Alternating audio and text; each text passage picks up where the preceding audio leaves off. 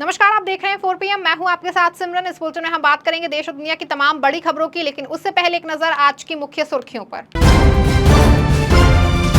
Jail में बंद दिल्ली के पूर्व डिप्टी सीएम मनीष सिसोदिया को मिली राहत। करीब 17 महीने बाद जेल से बाहर आएंगे सिसोदिया। पार्टी कार्यकर्ताओं में जश्न का माहौल। लोकसभा चुनाव के बाद से कांग्रेस के हौसले बुलंद। राहुल गांधी के एजेंडे को आगे बढ़ाने निकली यूपी कांग्रेस। जातिगत जनगणना के लिए जुटाएगी समर्थन। महाराष्ट्र विधानसभा चुनाव से पहले महायुति को लग सकता है बड़ा झटका। एनडीए के सहयोगी दल के नेता बच्चू कडू ने महायुति को दिया अल्टीमेटम। कांग्रेस नेता पवन खेड़ा ने बीजेपी सरकार पर निशाना साधा। ईडी और सीबीआई को आप अपनी पपौती मानकर मत चलिए, ये है देश की संस्थाएं। मणिपुर में विधायकों ने राज्य सरकार के खिलाफ मोर्चा खोल। कांग्रेस विधायकों ने विधानसभा से किया वॉकआउट। बाकी के सत्र से बहिष्कार का ऐलान। जेल में बंद दिल्ली के पूर्व डिप्टी सीएम मनीष सिसोदिया को करीब 17 महीने बाद सुप्रीम कोर्ट से जमानत मिल गई है, जिससे पार्टी कार्यकर्ताओं में जश्न का माहौल है। आम आदमी पार्टी के नेता और दिल्ली के पूर्व डिप्टी सीएम मनीष सिसोदिया को करीब 17 महीने बाद सुप्रीम कोर्ट से जमानत मिल गई है। आपको बता दें कि दिल्ली आबकारी नीति मामले में कोर्ट ने सिसोदिया को बेल देते हुए कहा कि अगर जांच एजेंसियां जल्द सुनवाई सुनिश्चित नहीं कर सकती हैं, तो वो अपराध की गंभीरता का हवाला देते हुए जमानत का विरोध भी नहीं कर सकती हैं। आपको बता दें कि सुप्रीम कोर्ट ने 10 लाख के मुचलके पर सिसोदिया को जमानत देते हुए पासपोर्ट सरेंडर करने और केस से जुड़े गवाहों को प्रभावित नहीं करने की भी शर्त रखी है। जस्टिस BR गवई और जस्टिस KV विश्वनाथन ने आबकारी नीति मामले में ईडी और सीबीआई दोनों केस में सिसोदिया को बेल दी है। लोकसभा चुनाव में कांग्रेस नेता राहुल गांधी ने अपने कोर वोट बैंक रहे अगड़ों की परवाह किए बिना पिछड़ा और दलित कार्ड खेला था, जिसका लोकसभा चुनाव में सियासी प्रयोग सफल रहा।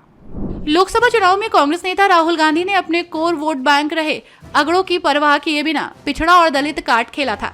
कांग्रेस का ये सियासी प्रयोग सफल रहा है। राहुल गांधी अभी भी सामाजिक न्याय के मुद्दे पर कायम है और जातिगत जनगणना को लेकर सड़क से संसद तक मोर्चा खोल रखा है। ऐसे में राहुल गांधी के सियासी एजेंडे को उत्तर प्रदेश कांग्रेस ने आगे बढ़ाने का फैसला किया है। आपको बता दें कि जातीय जनगणना के मुद्दे पर कांग्रेस प्रदेश के इकाई संगठनों ने 3 दिवसीय अभियान शुरू कर दिया, जिसके जरिए ओबीसी और दलित समुदाय के विश्वास को जीतने का प्लान है। आपको बता दें कि उत्तर प्रदेश में 6 सीटों पर मिली जीत से कांग्रेस के हौसले बुलंद हैं। एक दशक के बाद दिल्ली की सियासत में बड़ी ताकत के चलते कांग्रेस को प्रदेश की राजनीति में उभरने की उम्मीदें जगा दी है। सपा प्रमुख अखिलेश यादव ने लखनऊ के बजाय दिल्ली का सियासी अखाड़ा भले ही अपने लिए चुन लिया हो, लेकिन अपने मुस्लिम वोट बैंक को लेकर किसी तरह का कोई रिस्क लेने के मूड में नहीं है। सपा प्रमुख अखिलेश यादव ने लखनऊ के बजाय दिल्ली का सियासी अखाड़ा भले ही अपने लिए चुन लिया हो, लेकिन फोकस उत्तर प्रदेश के समीकरण को साधने का है।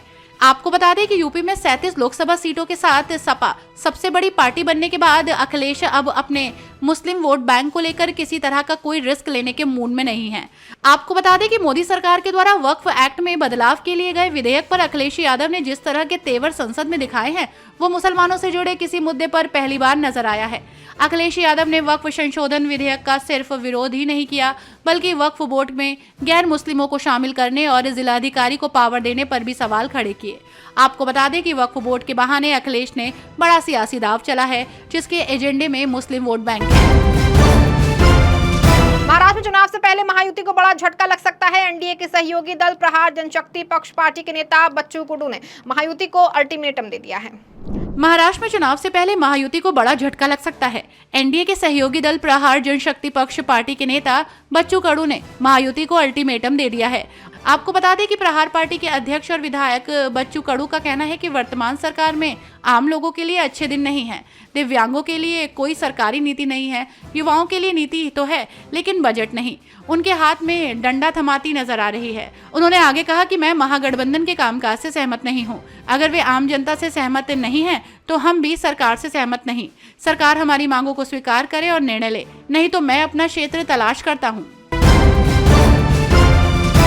वक्फ संशोधन विधेयक को लेकर एनडीए सरकार पर निशाना साधते हुए शिरोमणि अकाली दल की सांसद ने कहा कि अल्पसंख्यकों को अमन से नहीं जीने देना चाहती है सरकार।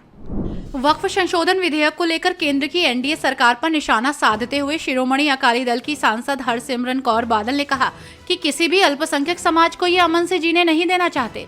जिस तरह से ये स्थानीय पार्टियों को खत्म करने में लगे हैं, वैसे ही अल्पसंख्यकों पर हावी होने में भी लगे हैं।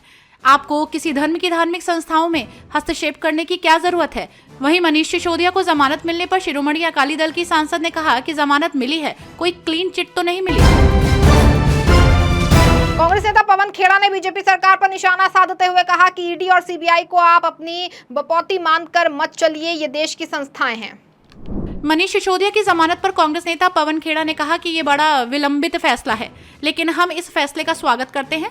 वहीं इस फैसले को बहुत पहले हो जाना चाहिए था। 17 महीने एक संवैधानिक पद पर बैठे व्यक्ति को आप जेल में डाल देते हैं, ये कहाँ का न्याय है। सरकार से एक बार फिर अपने सवाल को दोहराते हैं कि ईडी और सीबीआई को आप अपनी बपौती मानकर मत चलिए, ये देश की संस्थाएं हैं। वहीं आगे उन्होंने पेरिस ओलंपिक 2024 में पुरुषों की भाला फेंक स्पर्धा में शीर्ष भाला फेंक खिलाड़ी नीरज चोपड़ा के रजत पदक जीतने पर बधाई दी।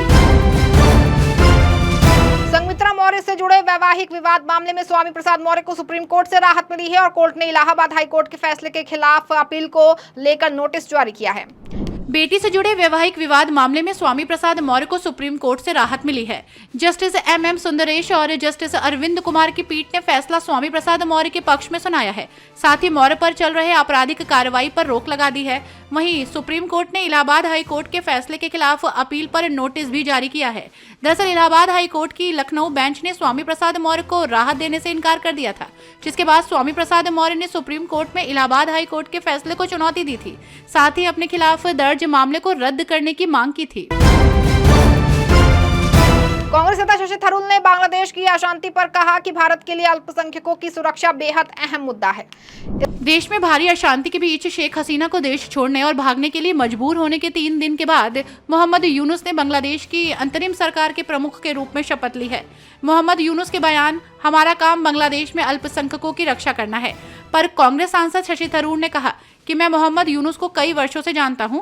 वो ऐसे व्यक्ति नहीं है जो विशेष रूप से अल्पसंख्यकों के खिलाफ हिंसा को नजरअंदाज कर सकते हैं। आगे उन्होंने कहा कि अल्पसंख्यकों की सुरक्षा बहुत महत्वपूर्ण मुद्दा है।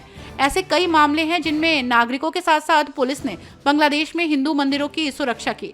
मुझे निश्चित रूप से उम्मीद है कि हम अल्पसंख्यकों को शांत करने और उनकी सुरक्षा करने की स्थिति में होंगे। ये भारत के लिए एक बड़ी चिंता का विषय है। मुझे बहुत खुशी है कि भारत सरकार ने ये स्पष्ट कर दिया है कि हमारे लिए बांग्लादेश में अल्पसंख्यकों की सुरक्षा बांग्लादेश में बहुत महत्वपूर्ण मुद्दा है। इस बुलेटिन में फिलहाल बस इतना ही। ऐसी तमाम राजनीतिक खबरों के लिए बने रहें और जुड़े रहें 4 PM के साथ। धन्यवाद।